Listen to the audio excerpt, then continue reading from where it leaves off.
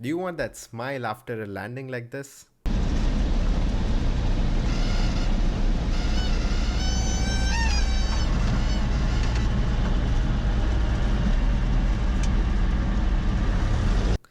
Ooh, that touchdown was good.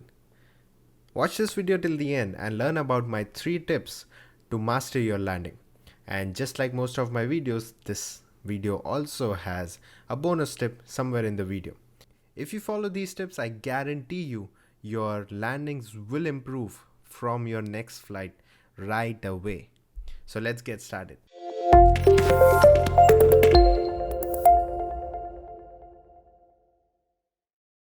Landing. The haunting task of landing is definitely one of the first few learning plateaus in everyone's journey of training to become a pilot. As an instructor too, it can be challenging to teach people how to land. I remember when I was learning how to land, I used to ask a lot of people on their tricks and tips on how to land. And based on some people's opinions, some people's tricks, some things might work for me, some things might not work for me. And that's how it is. I have these 3 tips for anyone, irrespective of their level of training, to improve their landings. The first one, first comes first, airspeeds and power management. I mean, come on, it is pretty obvious, but you will be surprised of how often people do not focus on the airspeeds and power. I ask my students to maintain the pattern speeds properly. As a general rule of thumb, as a good rule of thumb in a Cessna 172S, 85 on the downwind, 75 on the base, 65 on the final, and you can make it 62 for a short field landing on the final or short final. You do not want to mess around with airspeeds too much because any excess airspeed will cause you to overshoot your point, or less airspeed might cause you to stall. Either of these are not very ideal for a check ride. What about power? Do not change the power so much. There is absolutely no need of playing with the throttle like it's a toy. Just let it go. I will tell you, if out of everything that you take from this video, just take this one little statement of mine, that you do not have to constantly adjust power to do a good pattern. You have to figure out that sweet range of power settings in your aircraft that will give you the good rate of descent, not make you lose or gain too much airspeed, as well as give you the desired approach path. Every time I demonstrate a traffic pattern to one of my students,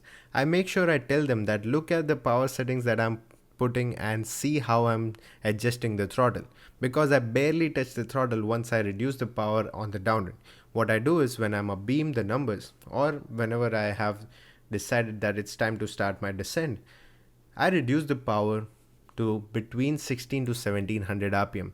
If it's windy, you might need a little more, but usually 16 to 1700 rpm works. Once you put the power in this range, it will allow you a good rate of descent as well as a good descent path without gaining or losing a lot of airspeed. If you put the power settings between 16 to 1700, all you have to do now is use your pitch to maintain the airspeeds and put the flaps accordingly throughout the traffic pattern. Then I touch the throttle only on the final when I know it's time to start reducing the power and bringing the nose down so that I get down to the runway and make it to my point. That's it. Airspeeds and power management. Second tip is mind your peripheral vision. Second tip is mind your peripheral vision.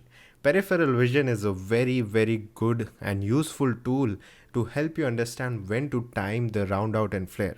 What do I mean by this? Use your peripheral vision to see how the runway and the ground is expanding as you come in. When you are coming closer to the ground, you will see that the runway and the ground are expanding because you are coming closer to it. When you are in the ground effect, it flattens out and it does not expand anymore. That's how you know you are in the ground effect. If you use your peripheral vision properly, you would be able to time the round out and flare. Next time you go fly or observe a flight, look at how this is changing as you come in. A lot of students have a problem with the flare, and using peripheral vision will solve that problem. All you have to do is realize that the runway has stopped expanding and start pulling the nose back slowly so that you don't fly into the ground. This is when you raise the nose, look down the runway and hold the nose off. Another important statement that I'm gonna say now, and you would repeat it every landing in your head. If all I have to achieve is that the nose wheel should not touch before the main wheels. Which means when you come in the ground effect, all you have to do is just hold the nose up until the mains touch first. A lot of times people pull back too much or too early because they think that they have to raise the nose like a jet.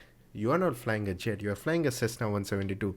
All you have to do is just keep the nose wheel from hitting the ground first. If you have this mindset, you will never overflare or you will never be in a hurry to flare as well. There is one important thing here.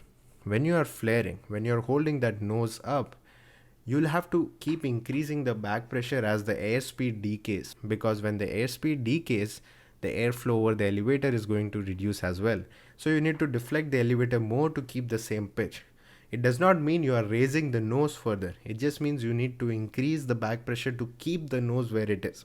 And then you allow it to settle down into the ground on its own on the mains first. And then keep holding the nose back. It will touch down on its own. People tend to overcomplicate and overthink this, but it's pretty simple. All you have to remember is keep the nose wheel from hitting the ground before the main. The third and the final tip is use a longer final if you need to. Whenever you are learning or whenever you are struggling with landings, I know the lighting changed because it became cloudy outside suddenly. So go to an airport where you get the opportunity to have an extended final. Go to an uncontrolled airport or go to a delta airport which is less busy and you can request for a longer final. When you give yourself a longer final, you give yourself time to process different things like stabilized approach, center line, airspeed, flap and landing gear configurations. If you give yourself a little time in the beginning to understand all of these things, it will actually help you with landings, and building a good foundation is always a good idea before you go on with more precise landings, short fields, soft fields, power of 180s, etc. Time for the bonus tip. Because you have earned it, you've watched the video all this while and you are definitely dedicated to improve your landings. Well, the one very useful tip that I have is related to the first tip of airspeeds and power management. It is about reducing your throttle to idle. A lot of times I've seen students either hurry with the idling of power or forget about it all the way down to the runway. Reduce your power very smoothly. Don't be in a hurry. Don't yank the throttle out. Take it down smoothly, because what happens when you pull the throttle back is you're losing your thrust. So you need to compensate for the reduced amount of thrust with forward acting weight. So you'll have to pitch down to maintain the same airspeed, otherwise you would stall. So you need to slowly reduce your throttle, keep pitching down towards the ground effect, and then reduce your power to idle when you're closer to the ground effect or when you know you're going to make it to your point. Second bonus tip that I have is, we have two bonus tips this time, you're lucky. So the second bonus tip that I have is fly the airplane until it stops, which means don't let go of the controls, don't let it loose, keep the wind correction, hold the nose all the way down to touchdown and after. Another common error that I've seen is students let go of the controls when they land. Your plane is still rolling down the runway, you still have airspeed indication and you're letting go of the controls.